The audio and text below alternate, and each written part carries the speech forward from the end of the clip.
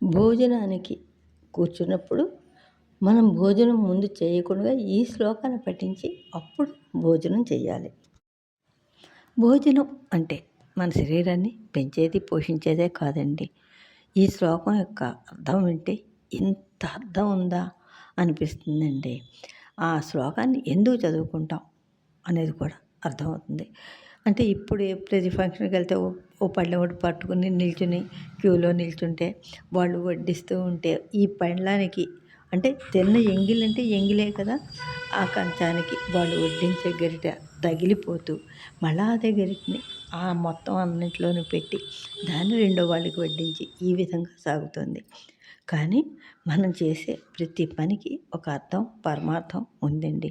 అదే మన సిద్ధాంతం, మన కర్మ సిద్ధాంతం. ఇప్పుడు నేను చెప్పిన ఈ శ్లోకం ఎంత గొప్పదో ఒక్కసారి వినండి. మనం భోజనం చేసే ముందు భగవంతుడికి కృతజ్ఞతపూర్వకంగా చెప్పుకునేదే ఈ శ్లోకం. ఈ శ్లోకం జ్ఞాన కర్మ సన్యాస యోగంలో ఉందండి, 24వ శ్లోకం అన్నమాట. అందుకనే మనం భోజనం చేసేటప్పుడు ఈ శ్లోకం రాని వాళ్ళు కూడా ఒక్క పిడసలా తీసుకుని కళ్ళకి అద్దుకుని 3 సార్లు సర్వం ఈశ్వరార్పణమస్తు కృష్ణార్పణమస్తు అని తింటాం.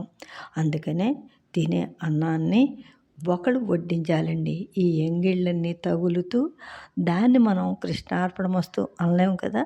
అందుకని వడ్డించే వ్యక్తి చివరి వరకు ఉండి చివరిలో వాళ్ళు తింటారనమాట. అంత గొప్పది ఆ భోజనం అంటే. అందుకనే వడ్డించే వాళ్ళని అన్నపూర్ణాదేవిగా భావిస్తారు. ఈ శ్లోకం చెప్పుకుంటూ ఉంటారు. దానికి అర్థం ఏంటంటే,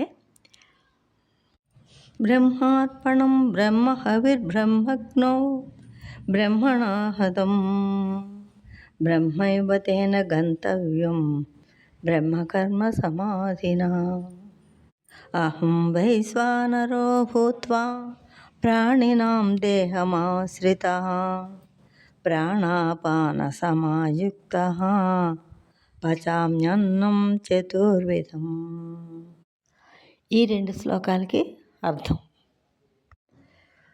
మనం తినే ఆహారం బ్రహ్మం. ఆ ఆహారాన్ని ఉంచే పాత్ర బ్రహ్మం.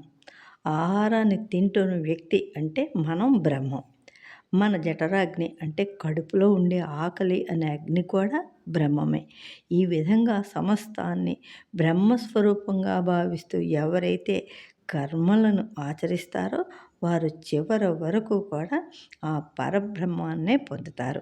మనం తినే ఆహారం కేవలం శరీరాన్ని పోషించడానికి కాదు, దాన్ని పెంచడానికి కాదండి. అది భగవంతునికి సమర్పించే యజ్ఞం లాంటిది అనమాట. ఈ శ్లోకం చదివి భోజనం చేయటం వలన మనం తినే ఆహారం పవిత్రమైన ప్రసాదంగా మారుతుందని, అది మన మనస్సుకు ప్రశాంతత ఇస్తుందని నమ్ముతామండి.